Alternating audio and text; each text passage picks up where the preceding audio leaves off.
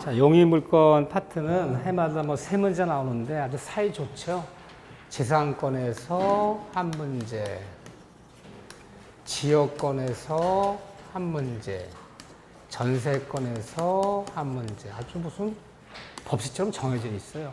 근데 또 중요도 공부량도 확 다르지. 뭐 지역권에 크게 볼 것도 없는데 어쨌든 근데 어쩌다가 지역권이 안 나오면 이 전세권이 두 문제로 이게 안 나오면 지역권은 한 5번 보다 보면 한 번은 안 나와요. 그럼 전세권이 두 문제 나온다 보면 돼요. 많이 쓰는 물건이기 때문에. 근데 뭐 올해 뭐 지상권에서 용의물권 제일 쉬워요. 용의물권 문제가 제일 쉬워. 왜? 뭐 깊은 사례, 깊은 판례가 없기 때문에 뭐만 나오지 않으면 법정 지상권 문제가 나오지 않으면 그냥 줍줍이야. 주소면 돼.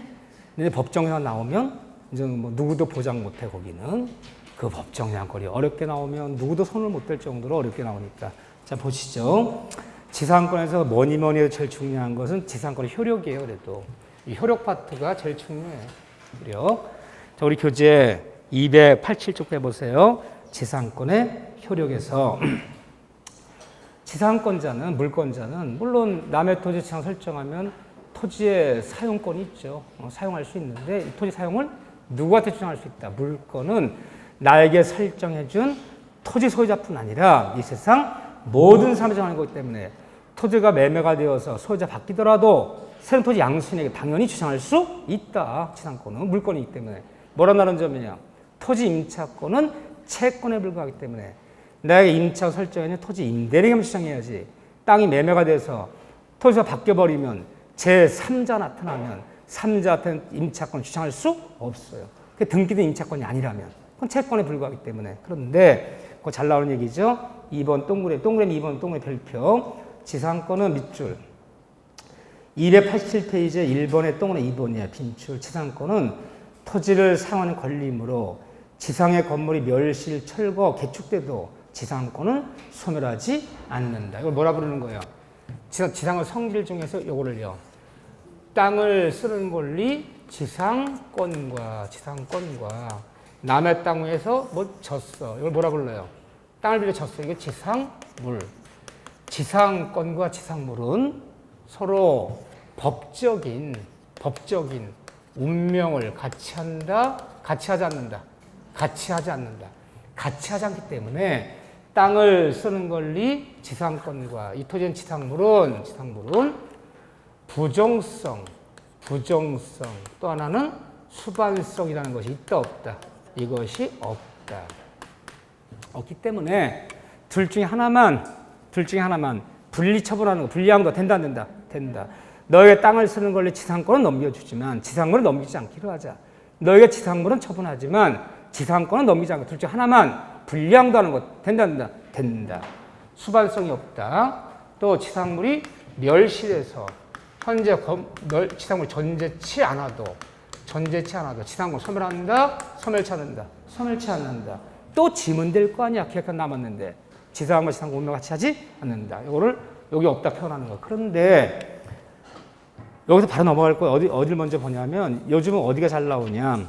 우리 교재 289페이지 5번 맨 밑에 있어요. 별표 치세요. 별표 2개. 거의 요즘은 이 지문이 빠지잖아요. 근저당권자가 아울러 담보 목적의 지상권을 취득하는 거. 즉 나대지, 빈토지예요. 나대지를 은행 가서 돈 빌리고 은행이 저당 잡을 때 저당만 잡는 것이 아니라 이 돈 갚을 때까지 저당 토지 아무것도 못 짓게 하기 위해서 뭐도 잡아요? 지상권도 함께 잡아요. 저당 잡는 사람이 돈 갚을 때까지 지상권도 잡아버리는 거. 이걸 무슨 지상권이라 부른다? 담보지상권. 담보지상권은 저당 잡은 금융기관이 돈 빌려 저당 잡은 토지 위에 다시 지상 잡는 이 담보지상권은 토지를 사용, 수익하려는 지상권입니까? 아니면 남들이 사용, 수익 못하게 하려는 지상권입니까? 건물 짓고자 지상권이 아니라 남들이 짓는 것을 못하게 하는 지상권이야. 따라서 담보지상권자는 그 은행은 저당 잡은 애가 잡은 지상권자는 토지를 사용, 수익할 권리가 없어요. 그래도 은행이 건물 짓는다는 거 아니에요. 사용, 수익권이 없기 때문에 토지에 누가 썼을 때 사용료, 부당이득 같은 거 요구할 권리가 없어요. 그 담보지상권은 교환 가치만 잡는 것이지 저당권자가 지상을 잡았다고 해서 저당권 잡은 지상권자 은행이 거기다 건물 짓겠다는 얘기 아니에요. 사용 수익권이 없는 지상권이야, 이 담보지상권은. 그렇기 때문에 사용료 달라, 부담 반환하라. 그런 얘기는 있다 없다? 없다. 하지만 남들이 거기다가 건물 짓려고 그러면 쫓아가서 건물 짓지 말아라, 중단하라, 중지하라. 요구할 수 있다 없다? 있다. 아무것도 못하게 만드는 지역권이지 지가 짓고자 하는 지역권은 아니야. 이게 작년 정답이에요. 그래서 담보지상권 설정된 토지를 누가 사용했을 때 담보지상권자인 금융에 쫓아가서 사용료, 부담 따라 요구할 수 있다 없다? 없다. 이게 정답이 이게. 또 담보지상권은 담보지상권은 피담보 채권, 빌린 돈이죠. 피담보 채권과 이 지상권이 운명을 같이 한다, 같이 안 한다? 같이 해요. 이 담보지상권만은 부정성이 있다. 편하는 거야. 일반 지상권은 없어, 부정성이. 그래서 담보지상권은 저당 잡은 은행이 잡는 지상권은 돈만 갚아버리면 저당권도 소멸되고 지상권도 소멸되는 거지. 돈을 갚았는데도 지상권 존속하는 거 아니다. 피담보 채권과 운명을 같이 해. 담보지상권만은 부정성이 있다 표현하는 거야. 이 부분. 자, 거기 2번 동그라미, 2번 동그라미, 1번 동그라미. 다 읽어보시라는 거야. 4번 동그라미, 5번 동그라미. 다 설명드리는 거야.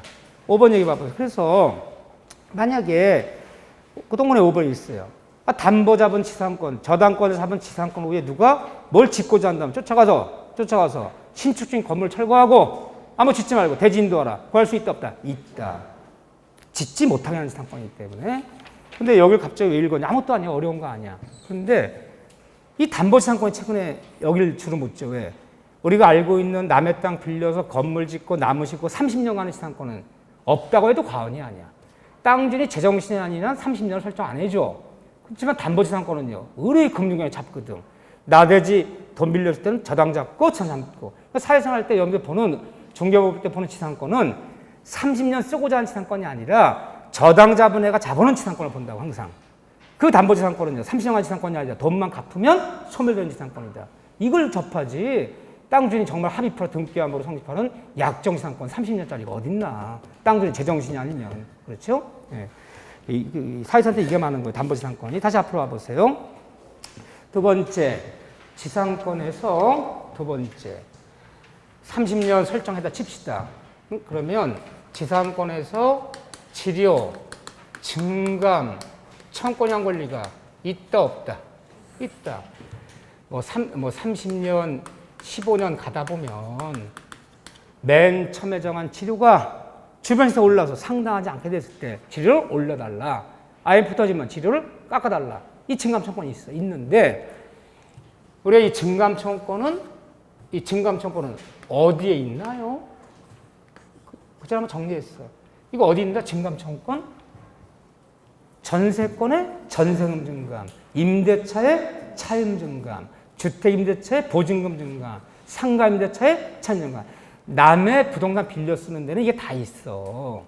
응? 지상권, 전세권, 토지임대차, 건물임대차, 주택, 상가 다 있어. 증감청권 다 있는데 이 증감청이 없는데 한 군데 있어.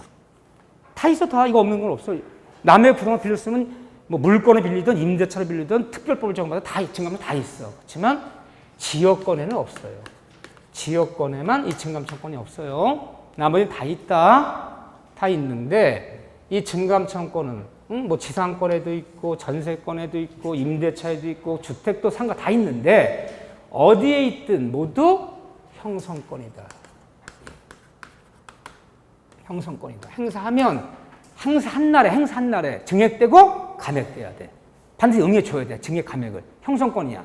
그런데 자 저기 지금 IMF 터져서 또 지금 이렇게 질병이 돌아서 여러 가지 영업도 안 되고 그래서 당해토지 지료 정한 거 좀 깎아주세요. 감액 500 깎아주세요. 감액을 청구했어. 그럼 설정자들 응해요, 안 응해요? 안 응해. 안 응하면 뭐 어떻게 해야 돼? 응하자. 너 형성권이야. 행사 반드시 응해줘야 되는 거야. 응할 수도 있고 응하지 않을 자유가 없다니까. 반드시 감액돼야 되는 거야. 형성권 얘기해줬어.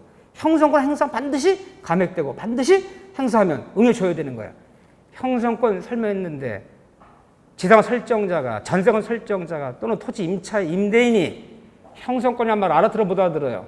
못 알아듣고 니네 형 얘기를 왜 하냐 갑자기 형 얘기를. 아니 우리 형 얘기가 아니라 형성권. 응? 말이 통해야지 뭘 말을 하든지 말든지. 여러분들이 사회생활 때 말 용어 쓸 줄 아는 사람과 모르는 사람이 부닥치면 모르는 사람이 이겨요. 말하다가 거품 물고 지가 쓰러져 그냥. 응? 그래서 항상 그런 게 있어. 그래서 일부러 알고도 모른 척하는 거야. 좀 무식 때리는 거야.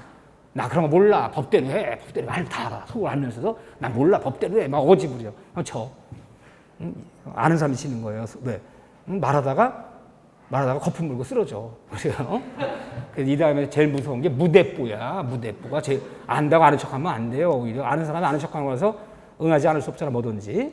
그럼 뭘로 들어가야 돼? 소송으로 들어가야죠. 판사님 주변 시세가 이래저래해서 감액을 청구했는데 응하지 않습니다. 500 감액해 주라고 해주세요. 청구했어. 재판 얘기하면 짧아도 6개월은 걸린다고. 6개월 만에 3월 달에 소송을 제기했어. 9월달에 소송 나왔어. 500 감액해 줘라. 그러면 언제부터 감액된 거야? 판결일로부터 감액돼요. 그럼 틀리는 거야. 판결일부터 감액된다는 건 청구권이야. 판결은 금액만 확인해 준 거야. 판결이 9월달 나왔으면요. 행사한 날로 들어가서 3월 1일날 행사서 3월 1일로 들어가서 감액되는 거야. 이게 형성권 의미야. 판결일로부터 감액 효과 있는 것이 아니라 행사한 날로 들어가야 돼. 그럼 이미 6개월 지났잖아. 이게 만약에 차임을 감액해달라는 건데 한 달 500 감액해달라 했어. 그러니까 6개월치 3천만 원 낼 필요 없는 거야. 그래서 형성권의 의미는 판결로 확인받더라도 판결일로부터 증액되고 판결일로부터 감액되는 것이 아니라 판결일로부터가 아니라 행사 한 날로 돌아가서 감액되고 증액돼야 되는 거야. 이게 형성권 의미가 있는 거예요. 또 어디에 있든 모든 증감 청구는 전세권 전세금 증감, 임대차의 차임 증감, 또는 주택 상가임대차의 보증금 증감, 어디에 있든 모두 이 증감 청구는 편면적 강행 규정이야. 다 똑같아요. 편면적 강행 규정이다. 특약으로 배제할 수 없다. 편면적 강행 규정은 이 법을 어겨서 이렇게 들어가 있죠. 땅을 빌려 쓰는 지상권자 또는 전세권자, 예를 들면 빌려 쓰는 임차인 이런 사람들한테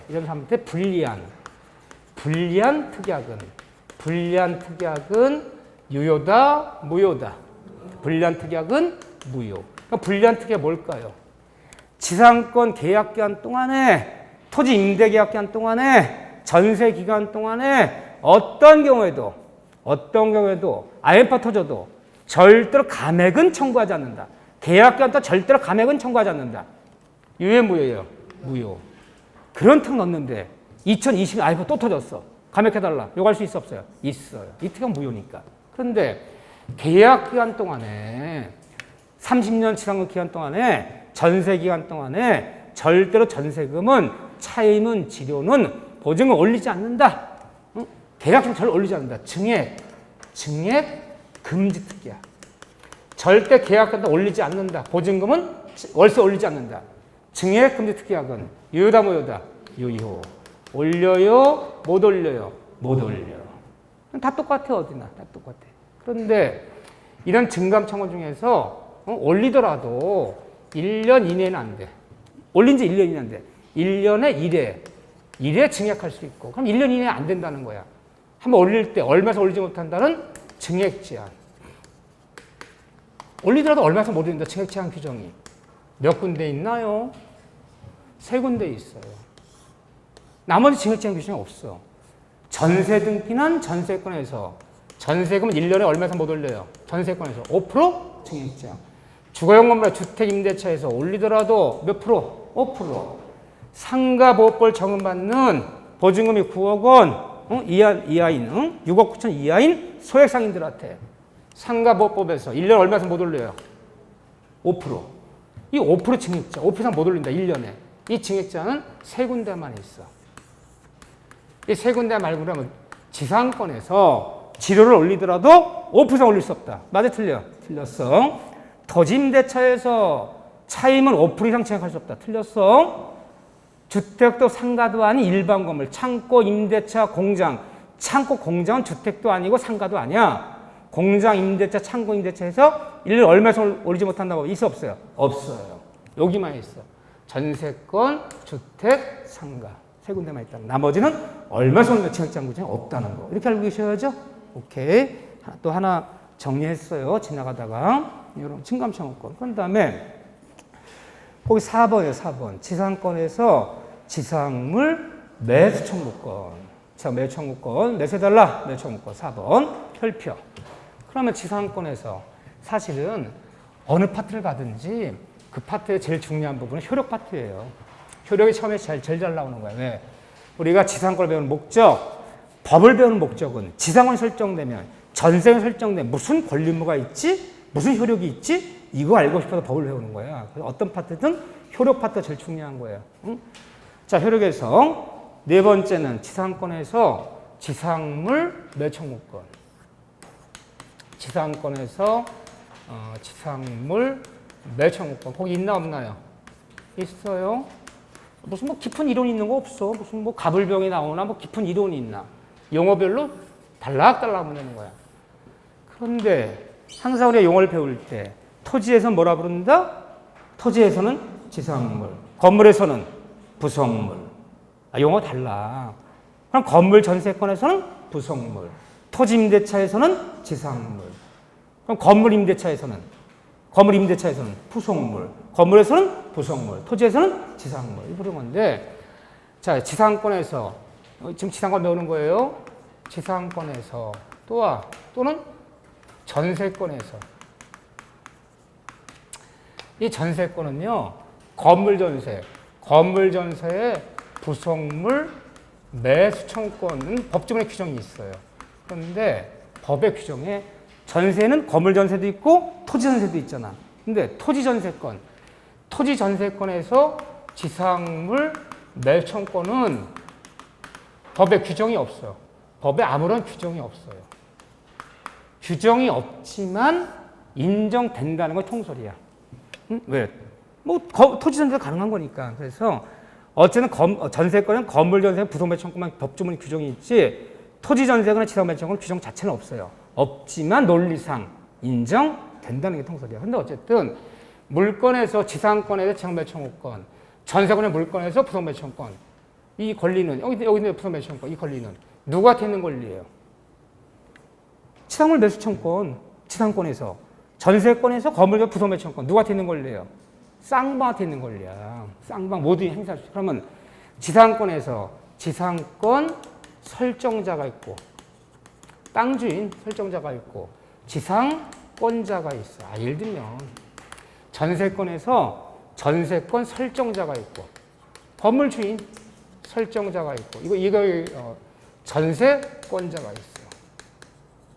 그럼 언젠가 계약이 끝나는 날 지상권자가 설정자 찾아가서 당일 토지는 지상물 나 철거 수고 안 한다. 시가로 매수해달라. 지상권자 설정자한테 저 매청구할 수 있어 없어요? 이거 형성권이야. 행사하면 반드시 응해줘야 되는 거야. 응해줘야 돼.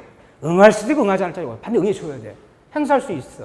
그런데 지상권자가 설정자에게 지상물 매수를 청구하려면 당장 지상물 나 철거 수고 안 한다. 매수해달라. 하려면 지상권자 행사할 때는 먼저 뭐가 인정돼야 돼? 갱신 청구권. 다시 한번 계약을 갱신해달라. 이것이 인정돼야 돼. 갱신을 청구해서 갱신에 응해주면 다시 갱신 들어가는 거고 응해주지 않으면 지상물 매청구 들어가는 거야. 그럼 이게 인정돼야 돼. 이게 없을 때는 이 매청권이 없어요. 근데 지상권자 갱신청구권은요. 언젠가 지상권 존속기간이 만료됐을 때 만료가 뭐야? 계약을 딱 채운 거야. 30년, 15년을 딱 채웠어. 만료됐을 때 지상물이 현존하다면 다시 한번 갱신을 청구하고 갱신 응해주지 않으면 매청 들어가는 거야. 그럼 중간에 지료 체납이 2년이어서 지상권 소멸청당하거나 지상권자 의무 위반이어서 지상권 소멸청당한 사람들은 갱신청권이 있어 없어요? 없잖아. 갱신청권이 없다면 지상물도 철거해야 되는 거야. 매청 없어. 이것이 인정될 때만 매청이 있는 거야. 근데 설정자 계약이 다 끝났는데 지상권자가 자기 토지에는 나무를 다 뽑아버리고 있어. 건물을 다 때려부시고 있어. 야, 철거하지 마라. 내가 매수할게. 시가로 매수할게. 철거하지 마라. 라고 행사하면 지상권자는 정단 이유 없이 거절할 수 없다. 그런데 쌍밭에 있는데 설정자들은 아무런 제한 없이 아무런 제한 없이 행사가 가능해요. 얘는 제한이 있어. 이것이 인정될 때만 매청권이 있는 거야. 이해되십니까? 둘 다 있지만 지상권자 설정도 매수를 청구하려면 제한이 있는 거야. 먼저 갱신을 청구해서 갱신에 응해주지 않을 때만 매청권이 있는 건데 그 갱신 청구 자체가 인정이 안 될 때는 매청권도 없어. 근데 얘는 아무 제한 없이 행사할 수 있어. 자, 전세권에서 부속매청권. 설정자가 전세권자 쫓아가서 전세 끝났는데 전세 목적물의 건물에 뭘 부속시켰어. 야, 부속물 뜯지 마라. 아, 천장 에어컨 뜯지 말아라. 내가 매수할게. 라고 행사하면 전세권자는 정당이 없이 거절할 수 없어요. 뜯어 못 가. 못 뜯어가. 정당 거절하면 안 돼. 근데 전세권 설정자한테 저기요, 당신 건물에 붙인 부속물 내가 철거 수거 안 한다. 매수해달라. 시가를 매수해달라. 전세권자 설정도 매수 청구하려면 부속시킬 때 설정자 동의를 얻어서 부속시켰거나 또는 그 부속물을 설정자로부터 매수해서 부수인 경우에 한해서 이때 한해서만 매청권이 있어. 이 경우 아니라면 다 철거 수거해야 돼. 이해되십니까? 그러면 쌍방한테 있지만 설정자들은 건자한테 아무 제한 없이 행사할 수 있고 건자들은 설정자한테 뭔가 제한이 있어. 이 경우 행사할 수 있어. 이 경우 아니라면 다 철거하고 수거해야 돼. 쌍방한테 있어요. 그런데 이것이 임대차 넘으면 토지임대차에서 지상물 매청구권, 건물임대차에서 부속물 매청구권 있어 없어요? 여기 있잖아. 근데 토지임대 지상 매청구권, 건물 부속 매청구권은 오로지 누구에 걸려? 오로지 임차인에 걸려. 임대인은 권리가 없어. 임대인이 그래. 임대인이 임차인한테 그래요. 야, 부속물, 건물 임대 줬는데 부속물 뜯지 마라. 내 시가를 매수해. 그래도 뜯어갈 수 있어. 그러면 뜯어갈 건지 매수시킬 것인지는 오로지 누가 결정해? 임차인이 결정해. 임대는 권리가 없어. 달라요? 안 달라요? 다르잖아. 이미 같은데 다르잖아. 물건에서는 쌍마한테 있는 권리. 임대차는 오로지 임차인의 권리죠. 임대는 권리가 없다. 매청권이 없다. 기억하셔야 돼. 이렇게 하나 또 정리했고. 어려워요? 에이, 쓰라는 거 아니야. 뭐 어려워. 한번 들어보면 되지. 그렇군. 쌍방한테. 오로지 임차인의 권리군. 그것도 잊어먹어? 머리가 생각보다 많이 망가졌어. 이거 보수도 안 되네. 구멍이 안 막아져? 아니에요. 다 들으면 쓰라는 얘기 아니니까 문제 주면 보여. 근데 연습을 안 해서 그런지 알았는데 몇 번의 문제를 풀면 연습하면 아, 이거 속이 없군. 수업 시간에 들은 얘기가 나오는 건 자꾸 반복 연습하면 쌓이기 시작해. 그게. 자, 보시죠. 그 얘기들을 하고 싶었고 그 다음에 5번에 처분권. 지상권자는 물권자는 설정자 동의 없이도 지상권 양도 처분할 수 있고 또 담보 제공할 수 있는데 2번 보세요. 5번에 280페이지 280 맨 밑에 5번에 2번 맨 밑에 맨 밑에 동그라미 2번 체크 빈출. 그런데 지상권자의 처분권은 절대적으로 보장받으므로 만일 지상권 처분 및 특약이 있었다면 이 특약은 유효다 무효다? 무효이다. 왜 무효죠? 지상권에 관한 규정은 279조부터 290조까지 지상권에 관한 법조는 기본적으로 편면적 강행 규정이기 때문에 이 법을 어겨서 지상권자한테 불리한 특약은 무효로 한다. 불리하잖아. 너 지상권 30년간 너만 써야지 절대 양도할 수 없게 하자. 즉 지상 설정해주면서 알았어 30년 나만 쓸게요. 지상권 양도 금지 특약은 지상권자한테 불리하잖아. 불리한 특약이기 때문에 이 특약은 뭐다? 무효이기 때문에 이런 특약이 있었더라도 양도할 수 있다 없다? 있다. 불리한 특약은 무효. 그런데 같은 물건이지만 지상권 양도 특약은 무효이지만 전세권 설정해주면서 이 전세권은 너만 써야지. 절대 남한테 전전세 놓거나 전세권 양도하지 못하기로 하자. 즉 전세권의 물건 설정하면서 전세권 양도 금지 특약은 유효다, 무효다? 이 특약은 유효해요. 이런 특약이 있다면 양도하거나 전전세 할 수 있어 없어요? 없어요. 그래서 같은 물권법이지만 지상권 양도특약은 무효, 전세권 양도특약은 유효. 다르다는 거. 이거 조심하셔야지. 이렇게 좀 봐주시고. 여기서 얘기를 하면 이 용의물권은 단편이야. 뭐 깊은 이론이 없어. 그래서 가만히 가면서 보는 거예요. 자, 그런 다음에 거기 지상권자 의무 넘겨서 288쪽에 지상권자는 토지를 유지하고 관리할 의무를 스스로 부담해요. 즉 물권인 지상권 전세권에서는 수선비, 수리비, 유지비, 관리비, 필요비는 누가 부담한다? 전세권자가 지상권 스스로 부담하는 것이지 설정자 부담하지 않기 때문에 이 다음에 전세기간이 끝났을 때 지상권이 끝났을 때 전세권 지상권자는 설정자한테 유입비 상한선이 있지만 필요비 상한선권은 없다. 물권에서는. 근데 채권 임대차에서는 토지 임대차, 건물 임대차에서는 임차인 임대인에게 뭐가 있죠? 필요비, 유입비 둘 다 상한선할 수 있지만 물권에서 뭐만 있다? 유입비 상한선권만 있다. 거기 있네. 2번에 2번 지상권자는 거기 의무에서 유입비 상한만 청구할 수 있지. 필요 상한청 없다는 거야. 그런데 옆에 가로 열고요. 그러면 지상권자는 설정 기간이 끝났을 때 설정자 땅 주인에게 필요 상한청 없고 유입비 상환 청구권만 토지 소유자에게 행사할 수 있는데 이것만 있는데 그런데 유입비 상환 청구권은 이것은 특약으로 배제가 가능하다, 불가능하다. 지상권에서 30년 설정해 주면서 특약상 이 다음에 30년이 끝났을 때 유입비 그런 거 상관없기로 하자. 비용 유입비 상한 배제하기로 하자. 유입비 상한 청구권 없기로 하자. 특약이 있었다면 이 특약은 유효해요? 무효해요? 유효해요.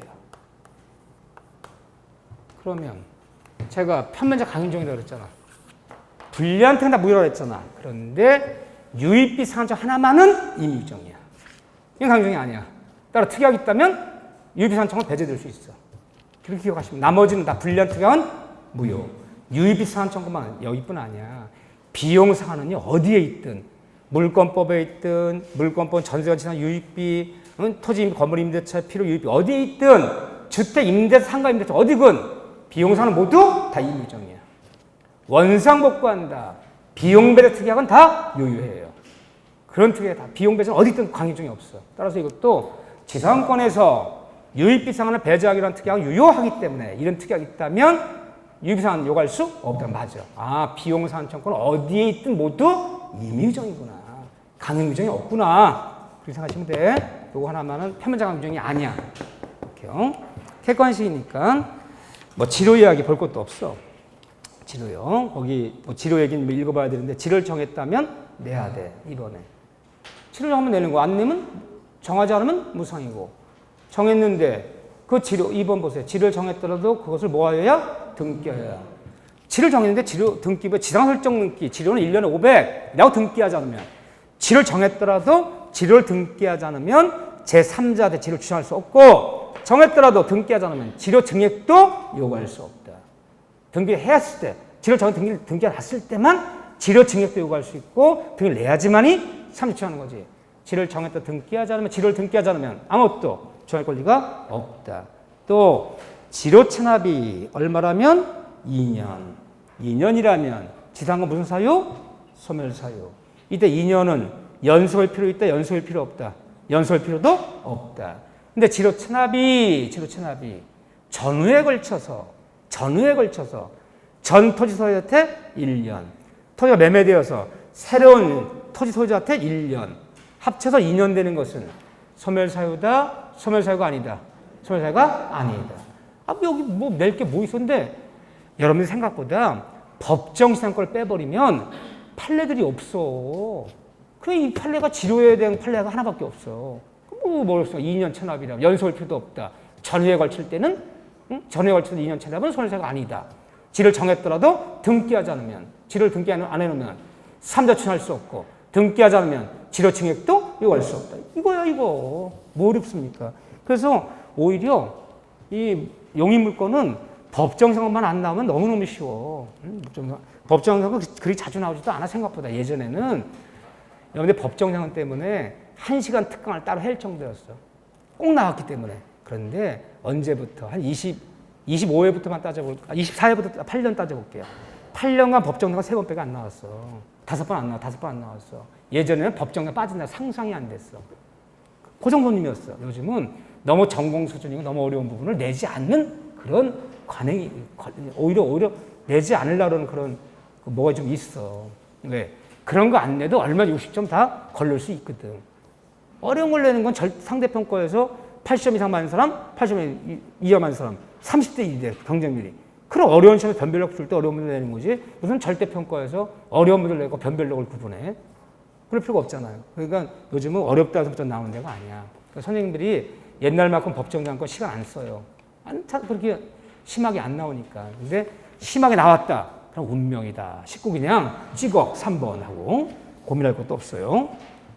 꼭 3번이어야 돼요? 아니에요. 그건 알려드릴게요. 이 다음에. 자, 넘기시면 특수지상권. 저는 올해 분묘지권 조심하셔야 돼. 또 판례가 바뀌었잖아요. 4월 달에. 너무너무 중요한 판례 바뀐 거야. 나는 개인적으로 법정상 내지 말라는 거야.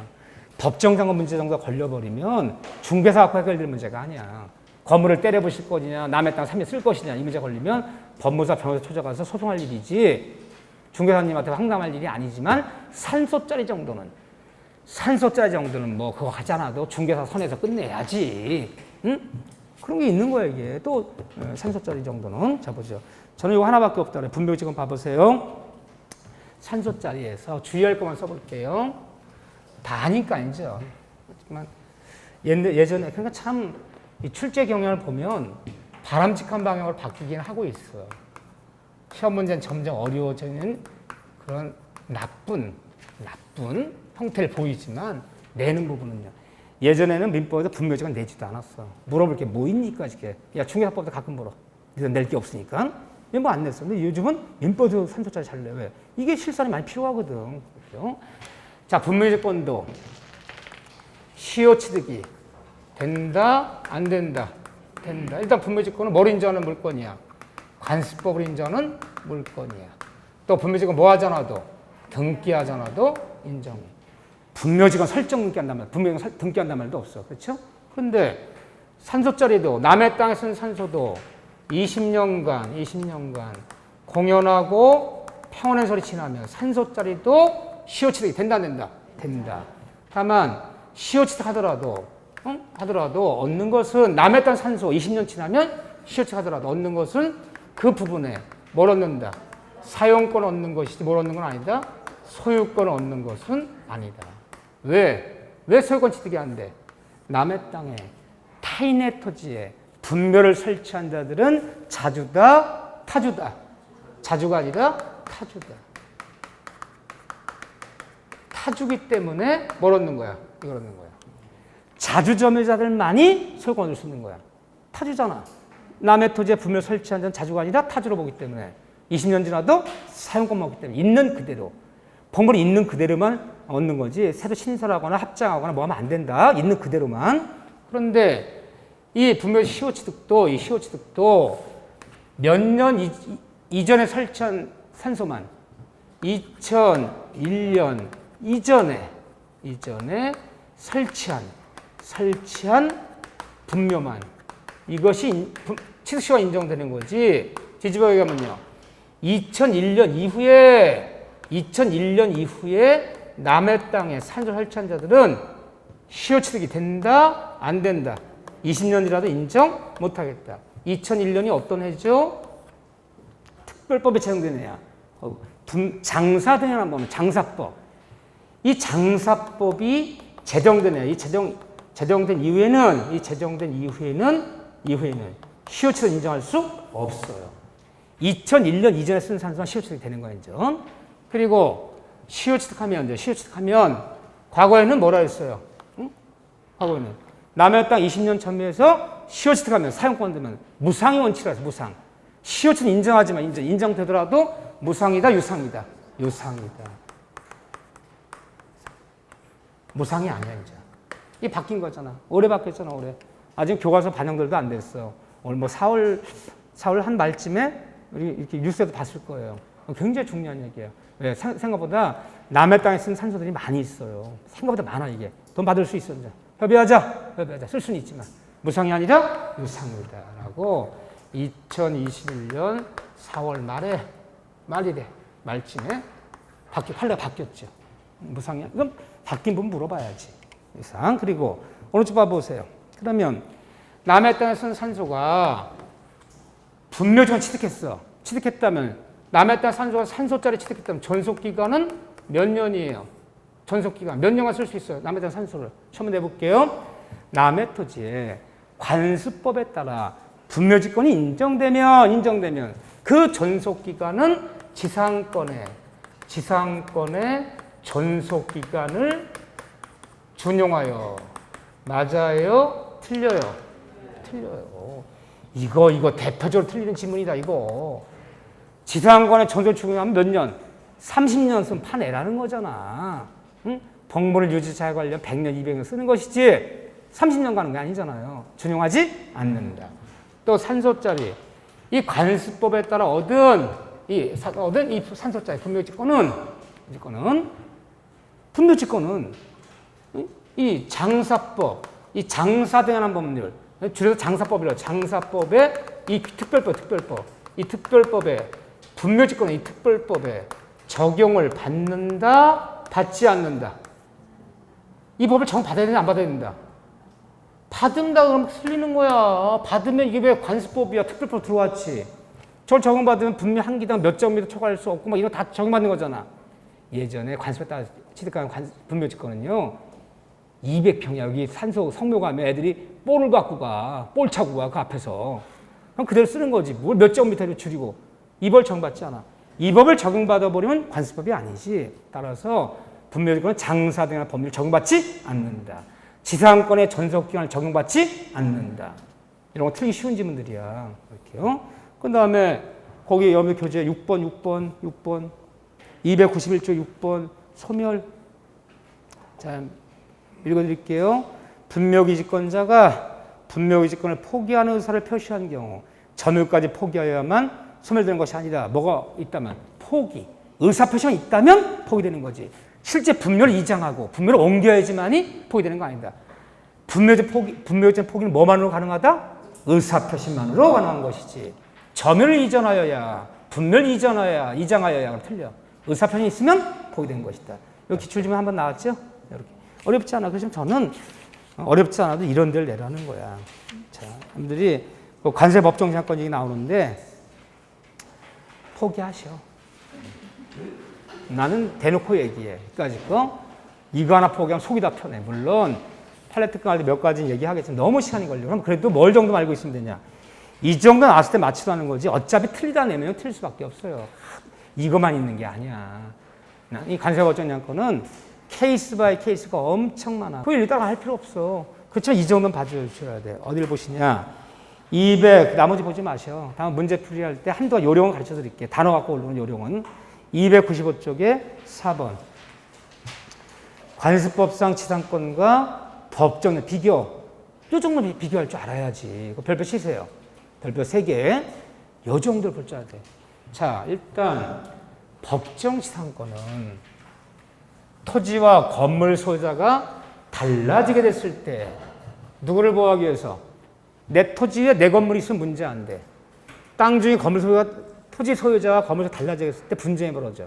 토지 소유자는 건물 철거를 요구할 것이고 건물 소유자는요. 남의 땅이지만 나 철거 못한다. 토지 사용하겠다. 이 법적 분쟁이 벌어지는 거야.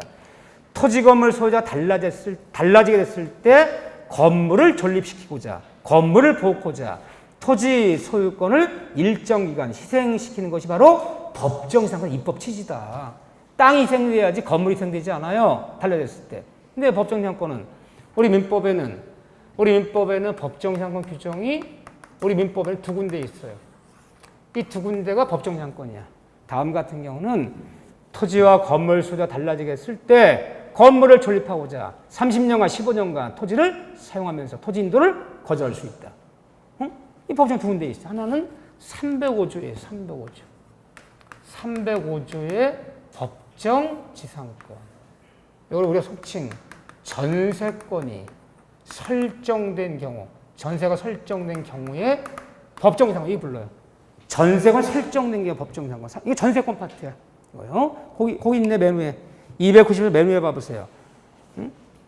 그냥 이거는 사례 문제 내지 않고 그냥 한 지문 내 올라가다가 토지와 건물이, 토지 건물이 동일한 소유자에 속한 경우 건물에 대해서 전세권 설정된 후 토지 소유자가 변경, 토지만 소유자가 변경했다. 토지만 매매되거나 토지만 증여되거나 토지만 특정 소유자가 달라졌을 때 이때 법정지상권자는 누가 법정지상권자? 전세권자가 법정지상권자가 아니라 전세권자가 틀려요. 누가? 전세권 설정자가. 얘가 법정지상권자다. 이 집을 왜 자꾸 내는지 몰라. 이런 사례가 있지도 않아. 왜 있지도 않아? 법의 규정이 있지만 305조는 민법 58년 2월 20일 날 제정돼서 2021년까지 판례 한 건도 안 나와. 한 건도 안 나는 얘기 이런 일이 없다는 거야. 근데 어쨌든 물어요. 법정지상권자는 누가 법정지상권자다? 전세권자가 아니라 누구다? 전세권 설정자가. 얘가 건물 주인이잖아. 얘한테 법정자 인정되지. 전세권자가 법정지상권자라고 하면 큰일 나요. 왜? 전세권자가 법정지상권자라면 전세권 전세계약 끝나서 나가면 그 건물은 이제 법정지상 없네. 그 건물은 때려부셔야 될 거 아니야. 뭘 보호하려고 만든 제도가 법정지상권이야? 건물을 보호하려고 만든 제도지. 그럼 전세권자 나가더라도 건물은 존립해야 될 거 아니야. 그럼 누구한테 있어야 돼, 법정지상권이? 건물 주인인 설정자한테 있어야지. 전세권자가 법정지상권자라면 전세계약 끝나고 나가면 그 다음에 때려부시라는 얘기잖아, 지금. 그래서 결론적으로 누가 법정지상권자? 전세권자와 전세권 설정자 달라졌어요. 맨날 이거 물어, 이거. 응? 오다 가다가 지문. 그 다음에 우리 민법 366조의 법정지상권. 그냥 우리가 민법 문제 풀 때 다음 법정지상권에 있어서 그러면 뭐야? 이게 생략된 거야, 이거. 이거 써주는 게 원칙인데 안 쓰고 그냥 법정지상권 그러면 366조 법정지상권. 이 말이 생략된 거야. 이걸 얘기하는 거야, 이걸 100%. 자, 달라진 원인이. 자, 300여 법정지상권은 처음에는 안 써도 돼요. 썼는데 예전에. 쓰는 것까지 말하지 말아라. 알았어요. 말 안 할게요. 힘들까봐. 안 써도 되는데. 300여 법정지상권. 그냥 법정지상권 이걸 의미하는 거야. 자, 처음에는 항상 시작 이거죠. 맨 처음에는 토지와 우에 토지 건물 소유자가 뭐일 것? 동일인일 것. 출발이 이거야. 동일인으로 출발해야 돼. 동일인일 것. 처음부터 토지 소유자는 갑, 건물 소유자는 을. 동일인이 아니라면 법정지상권 없어. 동일인일 것. 근데 문제는 이 처음이라는 기준이 언제 동일이었는데 언제? 경매 당시가 아니죠. 경매 당시에 토지건물 소유자 동일을 요한다는 것이 아니라 맨 처음에 토지의 저당 설정 당시. 여기가 기준이에요. 여기가. 이때 토지 건물이 있는데 맨 처음에 토지의 저당 잡을 때 저당 잡은 건 예를 들면 2017년 잡았어. 토지의 저당 잡을 때 이미 건물이 존재했고 건물이 존재해야 돼. 그리고 동일인은 소유였다면 경매 당시는 토지건물 소유자가 달라져도 관계없이 토지만 경매했을 때 항상 경매 얘기 나오면 이 얘기 나오면 토지 건물이 있는데 두 가지 함께 경매했다, 둘째 하나만 경매했다. 하나만 경매니까 달라지지. 일괄 경매는 달라지잖아. 그건 숨어있는 얘기야. 둘 중에 하나만 경매해서 달라졌을 때 건물은 토지에 법에 성립한다. 그럼 법에 성립하려면요. 토지의 저당 설정 당시 이때 위에 건물이 존재하고 토지건물 소유자가 존재하고 그리고 동일인이었다면 이 건물이 무허 건물이든 미등 건물이든 또는 토지 저당 잡을 때 위에 건립 막 짓고 있어. 이 건립 중에 건물이든 관계없이 모두 성립한다. 또 토지 저당 설정 당시인데 토지를 떼어봤더니 토지 등기에 저당권자 3명이 있어. 3명이 저당 3명이 잡았어. 그럼 토지에 저당 잡을 때 건물이 존재했다면 토지만 경매했을 때 건물은 토지에 법정이 있기 때문에 경락자는 경락대 완납한 이후에 토지 인도를 거절당하면서 30년 인도받을 수 있어. 그러니까 여러 명의 저당권자 있을 때는 언제 건물이 존재했고 언제 동일이냐 돼. 여러 명의 저당권자가 있다면 그 중에 누구 기준? 최선순위. 최선순위 기준이다. 1번 저당, 2번, 3번 저당이 있단 말이야. 1번이 토지 저당 잡을 때는 건물이 없었어. 1번 저당 같은 경우에 건물을 졌어. 2번, 3번이 잡을 때는 건물이 존재했어. 토지만 잡았어. 무허가 미등기 건물이니까. 못 잡았어. 3번, 2번 저당권자 경매를 경락이 돼버렸어. 이 건물은 토지에 법정이 있어 없어요. 경매 신청한 저당권자 저당 잡을 때 건물이 존재했고 동일을 따지는 것이 아니라 여러 명의 저당권자 있을 때 누가 경매 신청했든 누구 기준? 최선순위. 1번 저당권 저당 잡을 때 건물이 없었다면 2번, 3번이 잡을 때 건물이 존재 동일이었더라도 이 건물은 철거 대상이야. 누구 기준 삼아라? 최선순위. 이게 존재 최선순위. 최선순위 기준이다. 두 번째, 이게 동일이었는데, 설정 당시 동일이었어. 동일이었는데, 달라진 원인. 토지 건물 수가 달라졌어. 왜 달라진 거냐? 땅 주인과 건물 주인이 달라진 원인이 꼭 무슨 얘기가 나와야 돼요? 이 366조는요. 저당권 실행 경매를 통해서 달라졌다. 이 단어 꼭 나와야 돼. 저당권자가 어떻게 경매를 집어넣었다? 토지 건물 둘 중에 하나만 경매 집어넣은 거야. 그게 달라지는 거지. 저당과 실행을 통해 달라지면 이게 법정이상권이야. 이게 300의 법정이상권이야. 이걸 왜 따져야 돼? 원인은 이거야, 반드시. 달라진 원인 이거여야 돼. 이 법정이상권은 임의규정, 강행규정이야. 따라서 특이하고 배제할 수 없기 때문에 토지의 저당 잡을 때 위에 무허가 미등기 건물이 있어. 무허가 미등기 건물이니까 건물 등기부 있어 없어요? 없잖아. 건물 등기가 없으면 건물 못 잡지. 못 잡으니까 토지만 경매해야지.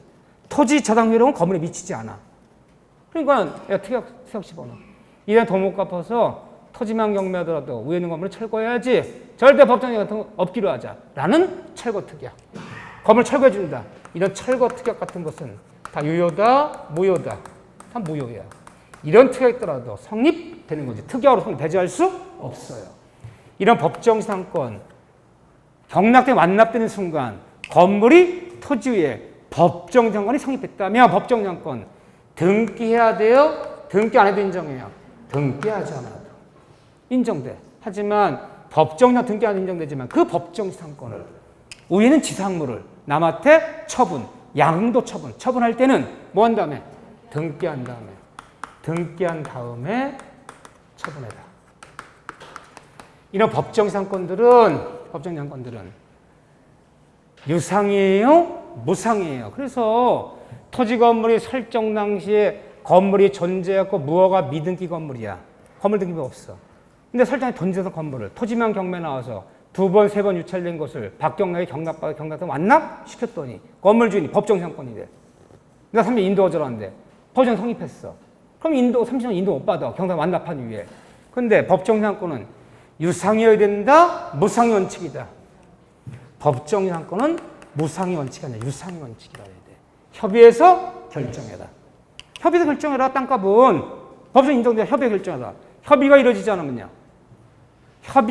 법원에 청구해서 결정받아라. 법원에 청구해서. 그래서 협의하자. 나 경락권 1억 내고 나서 나 법정상권 같은 거 몰랐다. 인도 못 받아. 법정상권 성립 맞대. 남들 들어왔더니 경락자 씨 그 설정 당시에 있었던 건물이기 때문에 법정 인정된다. 또 창고건 공장 무허가 미등기 논할 거 없다. 30년 인도 거절 받는데 치료는 받을 수 있대. 치료달라. 동업도 안 줘. 협의가 안 돼. 법원에 청구하는 거야. 법원에 청구한 법원이 그 직가를 고려해서 결정해 줬어요. 그래서 내가 지료 결정받는데 처음에 협의하려고 그랬어. 협의. 응? 처음에 법정이 뭔지 몰랐어. 어영부영하다가 이제 인정했어. 그런 제도가 있대. 협의하다가 한테가 2년 만에 결정받았어. 2년 만에 결정받았어. 1년에 직가 고려해서 1년에 200씩 내라. 지료는 200씩 수료해요. 그러니까 지료 결정 받으면 효과 언제부터 생기는 거야? 법정상 성립한 2년 전으로 돌아가서 소급적으로 다 받을 수 있는 거야, 그거. 소급적으로. 이해되시죠? 그래서 법정상은 유상이 원칙이야. 협의해서 결정, 협의 이루어져 법원에 청구해서 법원이 결정받으면 뭐가 있다. 법원이 결정받으면 성립한 날로 돌아가서 소급적으로 2년치 3년 다 받을 수 있다. 유상이 원칙이에요. 해봐야 돼요. 이거 얘기고. 그런 다음에 관습상의 법정이상권. 자, 이번에 관습법상의 법정이상권이야. 관습법정이상권은 똑같아. 처음에는 토지와 위에는 지상물이 토지 건물이 이 건물이 무허가든 미등기든 창고든 공장이든 논할 필요 없고 그렇네요. 무허가 미등기 논할 필요 없고 건물이 어디 존재하고 이것이 뭐다? 동일인 소유일법. 출발 똑같은데 관세법정장권은 처음이란 기준이 어디예요? 이것이 항상 처분 당시 오늘